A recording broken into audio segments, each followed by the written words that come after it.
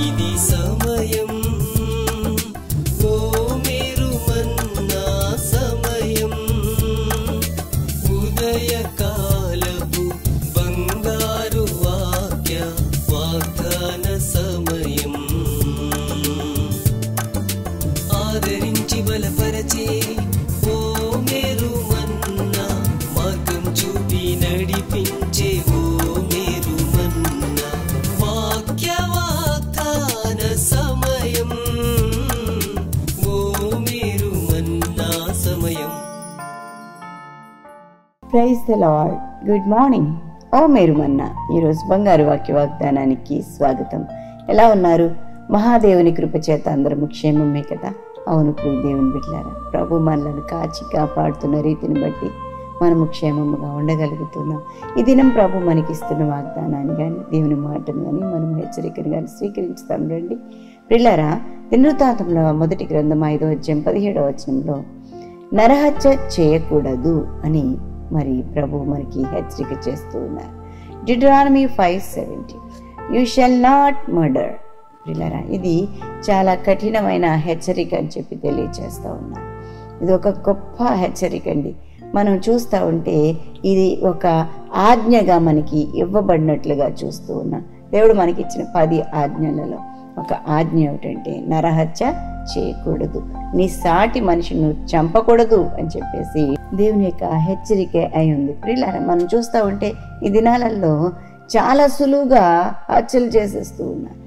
చాలా సులువుగా తమ సొంత వారి ప్రాణాలను తీసేస్తున్న ప్రజలు కనబడతా ఉన్నారండి.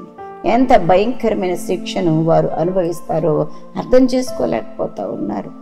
వారు మేమేమైపోతే అయిపోతాం రండి, కానీ ఇతను మాత్రం బ్రతకూడదు, ఈమె మాత్రం బ్రతకూడదు అనేవాళ్ళు కనబడతా ఉన్నారు. కక్షలు, కార్పణ్యాలు, అసమాధానం లేని పరిస్థితి, వీటన్నిటినీ చూస్తూ ఉంటే దేవుని ఆజ్ఞలకు విరోధంగా శత్రువు ప్రజలను ప్రేరేపిస్తున్నట్లుగా మనకి బాగుగా అర్థమవుతుంది. ప్రియులారా, ఇలాంటి బంధకాల్లో నువ్వు ఉండకూడదు, ఇలాంటి ఊరిలోనికి నువ్వు జారిపోకూడదని ఈ దినం ప్రభు హెచ్చరిక చేస్తూ ఉన్నాడు. ఈ రోజున నేను ఎవరిని హత్య చేయలేదండి అని చెప్పేవాళ్ళు కనపడవచ్చు. అయితే మాటలతో హత్య చేస్తున్నావేమో ఒకసారి ఆలోచన చేసుకో. ప్రియులారా, కత్తిపోటు వంటి మాటలు పలుకువారు కలరు అని చెప్పి దేవుని యొక్క వాక్యం సెలవిస్తూ ఉంది. నువ్వు హత్య చేయకపోవచ్చు, రక్తం ఒలికించేంత హత్య చేయకపోవచ్చు, కానీ మాటలతో హత్య చేసేవాళ్ళు కనబడతా ఉన్నారు. కాబట్టి చాలా జాగ్రత్త, మన మాట జాగ్రత్త, మన మనసు జాగ్రత్తగా ఉండాలని చెప్పి మనవి చేస్తా ఉన్నాం. నిజంగా హత్య చేసే వాళ్ళకి, లేకపోతే ఇలాంటి ప్రయత్నం చేసే వాళ్ళకి, వారి యొక్క పరిస్థితికి ఎలాంటి శిక్ష దండన ఉంటుందో దేవుని యొక్క ఆజ్ఞానుసారంగా మనం చూసినట్లయితే నిర్గమాకాండం 21వ అధ్యాయంలో చూస్తే తన పొరుగు వాని మీద దౌర్జన్యముగా వచ్చి కపటముగా చంపలేచిన వాడు నా బలిపీఠమును ఆశ్రయించినను వాని లాగివేసి చంపవలేను. ఇదేండి ఆనాటి దినాల్లో ఎంత కఠినమైన శిక్ష ఉండింది. 21వ అధ్యాయం 14వ వచనంలో మనం చూస్తూ ఉంటాం. చాలామంది హత్య చేసి వచ్చి దేవుడి దగ్గరికి వచ్చి దండం పెట్టుకుంటూ ఉంటారు. తమ పాపాలు కడిగి వేయమని చేతులు దులిపేసుకుంటూ ఉంటారు, చేతులు కడుక్కుంటూ ఉంటారు. ప్రయోజనం ఏమీ లేదు అని చెప్పి ప్రభు చెప్తున్నారు. ప్రియ దేవుని బిడ్డారా, మరి నేటి దినాలలో మరి క్షమించడానికి సిద్ధ మనసు కలిగిన దేవాది దేవుడు అన్ని రీతులుగాను మనల్ని క్షమిస్తూ ఉన్నారు. అయితే ప్రియులారా, మనం క్షమకు నిజముగా అర్హులము కాదు, మనల్ని మనం చూసుకోవాలి, బేరీజు వేసుకోవాలి. ప్రియ దేవుని బిడ్డారా, అంటున్నాడు కదా తన పొరుగు వాని మీద దౌర్జన్యముగా అన్నాడు. అంతకుముందు వచనంలో బై మిస్టేక్ కొంతమంది హత్య జరిగిస్తూ ఉంటారు. ప్రియులారా, చూడండి 13వ వచనం, వాడు చంపవలెనని పొంచి ఉండకయే దైవికముగా వాని చేత ఆ హత్య జరిగిన వాడు పారిపోగలక స్థలమును నీవు నిర్ణయించాలి. ఆ రోజుల్లో కట్టడలు, వీధులు అలా ఉండేవండి. ఒకవేళ మరి తెలియకుండానే ఏదో ఒక పరిస్థితిలో తగలకూడని చోట తగలడము, దెబ్బ తగలటము, మరి అనుకోకుండా మరి హత్య జరిగిపోవడము ఇలాంటివన్నీ జరిగినప్పుడు అలాంటి వాళ్ళు క్షమ పొందే వరకు వారికి ఒక స్థలాన్ని మరి నిర్ణయించి ఉంచాలని చెప్పి ఆ రోజున ఆనాటి దినాలలో పిల్లలు ఇలాంటి కట్టడలను, విధులను ప్రభువు ఏర్పాటు చేశారు. అయితే నిజముగా మరి ఉద్దేశపూర్వకంగా దౌర్జన్యంగా చంపిన వానికి శిక్ష వస్తుంది.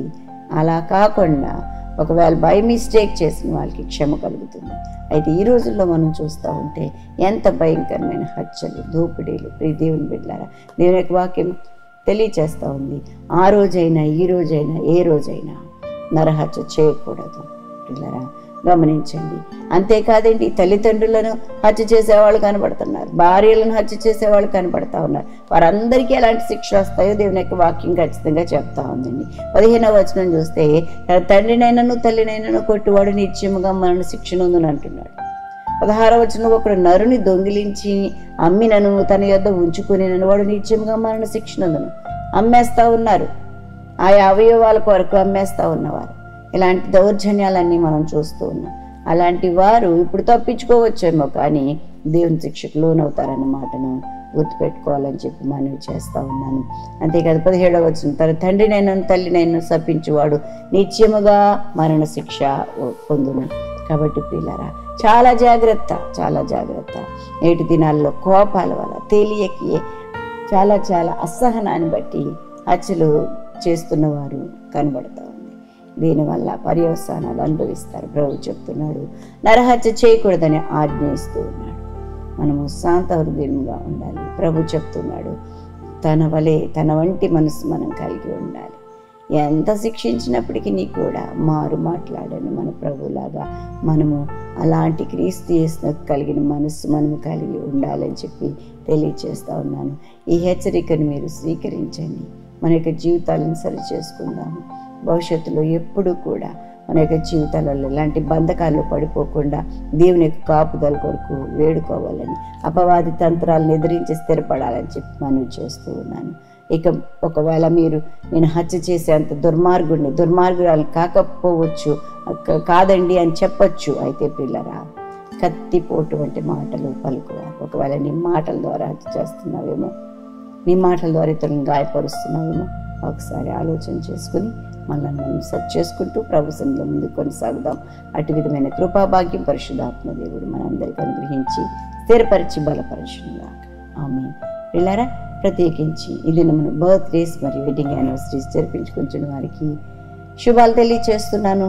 ప్రభు మీ జీవితాల్లో గొప్ప ఆశీర్వాదాలు కలుగచేయగాక. మీ కొరకు ఒక వాగ్దానం జ్ఞాపకం చేస్తాను. ఇర్మియా గ్రంథం 33వ అధ్యాయం 14వ వచనం, నేను చెప్పిన మంచి మాట నెరవేర్చే దినములు వచ్చుచున్నవి. దేవునికి మహిమ కలుగును గాక. దేవుని మాటలు నెరవేర్చే దినాలు రాబోతూ ఉన్నాయి. నువ్వేమి కంగారు పడవలసిన పని లేదు. ప్రభు యొక్క గొప్ప ఆశీర్వాదాన్ని సొంతమవుతాయి. ప్రార్థన చేస్తాను, నాతో ఏకీభవించండి. పరిశుద్ధుడానికి వందనాలు చెల్లిస్తున్నాను. మహిమ గల దేవుడుగా మా బిడ్డలను దర్శించి దీవించి ఆశీర్వదించండి. ప్రభు నువ్వు ఇచ్చిన వాగ్దానం, నువ్వు ఇచ్చిన హెచ్చరికను బట్టి వందనాలు చెల్లిస్తున్నాను. దినదినము మమ్మలను ప్రభు నీ వాక్కు చేత ఆయన నేను దీవిస్తూ ప్రభా, నేను మమ్మల్ని హెచ్చరిస్తూ ప్రభా, మా బ్రతుకులు సెట్ చేసుకోవడానికి, దీవించబడడానికి, నాయన క్రమపరచబడడానికి ప్రభా, నీతి ఎందు శిక్ష చేయబడడానికి కృప చూపిస్తున్నావు. నీకు వందనాలు చెల్లిస్తున్నాను ప్రభా. నీ ఆజ్ఞానుసారంగా నడుచుకునే భాగ్యం దయచి. మనుషుడా నీవేమి వెతితే అదే కోస్తావని చెప్పి నీ వాక్యం సెలవిస్తా ఉంది ప్రభా. మంచిని విత్తే మంచిని కోస్తాం, హత్యను విత్తే హత్యను కోస్తాం తండ్రి. కపటాన్ని విత్తితే కపటం కోస్తాం అన్న సంగతిని గ్రహించి ప్రభా, నీలో తండ్రి మంచి మనస్సు కలిగి జీవించండి, కృప చూపించండి. పరిశుద్ధాత్మదేవుడానికి వందనాలు చెల్లిస్తున్నా. ఇదిన దీవెనలన్నీ అనుగ్రహించండి. ప్రయాణాల్లో, పనుల్లో, ఉద్యోగ ధర్మాలు నిర్వర్తించడంలో మీ సన్నిధి బిడ్డలతో ఉంచండి. ఇంకా ఎవరైనా ఈ దినాన్ని బట్టి చీకులో చింతలు అపవాదచ్చు పోరాడచ్చు ప్రభా, నాయన భయంకరమైన రోగముల చేత పోరాడచ్చు ప్రభా. నాయన తండ్రి చాలా హీనస్థితిలో, దీనస్థితిలో ఒకటి యేసు నామములో విడుదల కలుగునుగా అని ప్రకటిస్తున్నాను. నీ మహిమ గల హస్తాలకు బిడ్డలను అప్పగిస్తున్నాను. నీ సన్నిధి కాంతి బిడ్డలపై ఉదయింపచేయండి ప్రభా. నీ భద్రత క్షేమం బిడ్డలకు దయచేయమని వేడుకుంటున్నాను. అద్భుతాలు, ఆశ్చర్యాలు, మహత్కార్యాలు జరిగించి మహిమ పొందుకోమని దేవా మీరే పోషకుడిగా, సంరక్షకుడిగా, ఆలోచనకర్తగా ఉండండి. ఆయుష్, ఆరోగ్యం, గౌరవ ప్రభావంతో నింపి నడిపించి మహిమ పొందుకోమని నీ కృపగల హస్తాలకు మమ్మల్ని మేము సమర్పించుకుంటూ యేసు నామమున అడిగి వేడుకుంటూ ప్రార్థన చేయుచున్నాము తండ్రి. ఆమేన్. మన తండ్రి దేవుని ప్రేమ, కుమారుడైన యేసుక్రీస్తు కృప, పరిశుద్ధాత్మ దేవదేవుని నిన్న సహవాసం బిడ్డలెల్లరికీ సదా తోడై ఉండును గాక. ఆమేన్. ఆమేన్. Have a great day. God bless you all.